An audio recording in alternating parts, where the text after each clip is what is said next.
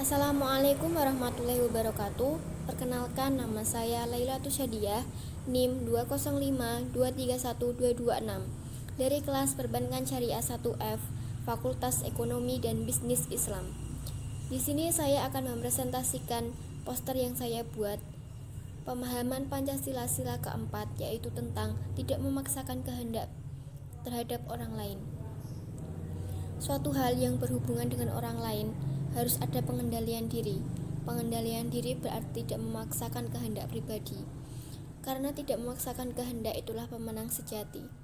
Pasti begitu senangnya jika pemikiran atau ide kita dapat diterima oleh pihak lain.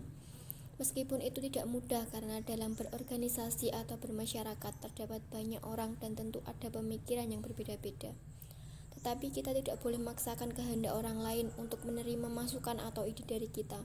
Jikalau tidak diterima, kita harus bisa melapangkan dada dan berpikir positif. Mungkin masukan dari kita kurang pas atau kurang berkenan. Kita bisa saja beranggapan bahwa semua pemikiran atau ide kita dapat diterima, tetapi juga harus memikirkan apakah cocok untuk semua kalangan atau tidak. Bukan malah memaksakan dengan mengintimidasi dan tidak peduli orang lain suka atau tidak. Seperti halnya dalam pemilihan kepala desa, para kandidat melalui tim suksesnya dapat melakukan apa saja untuk memenangkan pemilu, bahkan sampai menyebar serangan fajar atau bahkan memberikan barang-barang lain semata-mata hanya untuk memilih kandidatnya. Secara tidak langsung itu merupakan tindakan memaksakan kehendak. Seharusnya kita sebagai makhluk sosial mempunyai hak masing-masing untuk memilih pemimpin yang menurut kita baik, bukan memilih karena adanya paksaan. Begitu juga dalam berdiskusi, ada saja perbedaan pendapat dan perselisihan yang terjadi, tetapi itu dapat terpecahkan karena sudah menjadi keputusan umum atau bersama.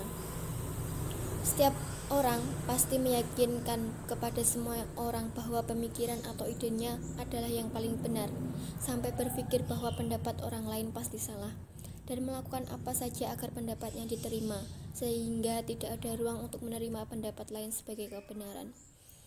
Begitu pentingnya mencegah pemaksaan kehendak dalam kehidupan bermasyarakat, maka negara kita mengaturnya dalam satu bab tersendiri tentang hak asasi manusia melalui Undang-Undang Dasar 1945. Mampu menahan diri untuk tidak memaksakan kehendak orang lain sudah pasti lebih bisa dikatakan sebagai pemenang. Jika kita bisa mengendalikan diri, pasti tidak akan memaksakan kehendak orang lain atau memaksakan suatu hal kepada orang lain, apalagi dengan tujuan mengalahkan. Karena menjadi pemenang itu tidak harus dengan cara tidak baik, masih banyak cara sehat untuk menjadi pemenang. Sekian dari saya, bila ada salah kata mohon maaf. Wassalamualaikum warahmatullahi wabarakatuh.